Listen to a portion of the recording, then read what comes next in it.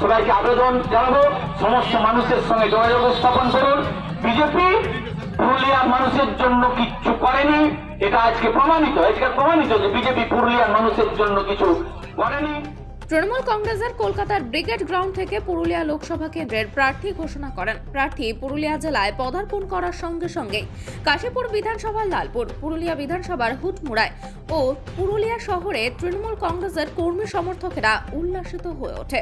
সঙ্গে সঙ্গে সংবর্ধনা জানায় তৃণমূল কংগ্রেসের লোকসভার প্রার্থী শান্তিরাম মাহাতোকে।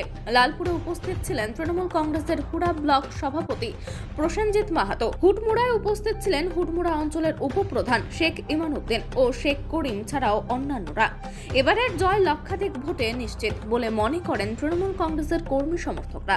এবারে কিন্তু বিজেপি কোনো লড়াইয়ের মধ্যেই আসবে না। তার কারণ বিগত 5 বছর ধরে এখানে যিনি বিজেপির সাংসদ ছিলেন তিনি পুরুলিয়ার জন্য কোনো চিন্তাভাবনা করেননি, পুরুলিয়ার মানুষ তাকে দেখতেও পায়নি বলতে। এখন হয়তো এই নির্বাচনের যখন দামামা বেজেছে তখন তিনি হয়তো চেষ্টা করছেন মানুষের কাছে যাওয়ার, কিন্তু 5 বছর ধরে যেভাবে পুরুলিয়ার জন্য কোনো মানুষের জনসংযোগ তো নেই, তার সাথে পুরুলিয়ার জন্য যে কিছু করা দরকার তার জন্য কোনো চিন্তাভাবনা করেন, যার ফলে এবারে কিন্তু বিজেপি কোনো লড়াইয়ের মধ্যেই এখানে আসবে না। আর বর্তমানে যারা কেন্দ্রে ক্ষমতায় আছে বিজেপি সরকার, তারাও কিন্তু জনমুখী প্রকল্প পুরুলিয়ার জন্য যে মানুষের জন্য প্রকল্প করার দরকার প্রয়োজন ছিল সেটা কিন্তু তারা করেন, যার ফলে এবারে তো আমরা মনে করছি যে এবারে জয় আমাদের সুনিশ্চিত এবং মার্জিন অনেক বেশি হবে।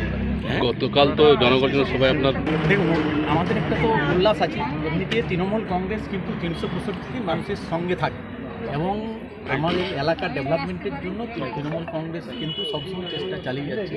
365 দিনই যেমন আমাদের কর্মীরাও থাকে, আমাদের নেত্রী এবং বাংলার মুখ্যমন্ত্রী মমতা ব্যানার্জি কিন্তু সবসময় মানুষের জন্য কিছু করার চেষ্টা করেন। এইটাই হচ্ছে কোন কোন ইস্যুগুলো নিয়ে যাবেন?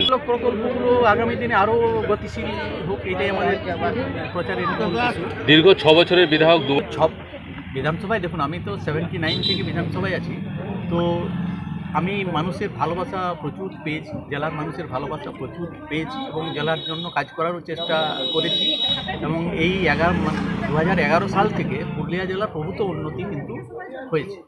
আজকে বিশেষ করে গ্রাম বাংলার একটা পরিবর্তন, আজকে আপনারা যদি লক্ষ্য করে দেখেন যে গ্রাম বাংলার একটা প্রকৃত অর্থে পরিবর্তন এসেছে।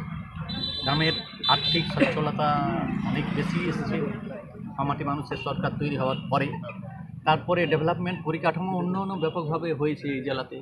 মেডিকেল কলেজ হয়েছে, ইঞ্জিনিয়ারিং কলেজ হয়েছে, ITI কলেজ হয়েছে, পলিটেকনিক হয়েছে, বিভিন্নভাবে সমস্ত দিক দিয়ে ডেভেলপমেন্ট হয়েছে। গ্রামেরও আর্থিক পরিবর্তন অনেক ভালো হয়েছে।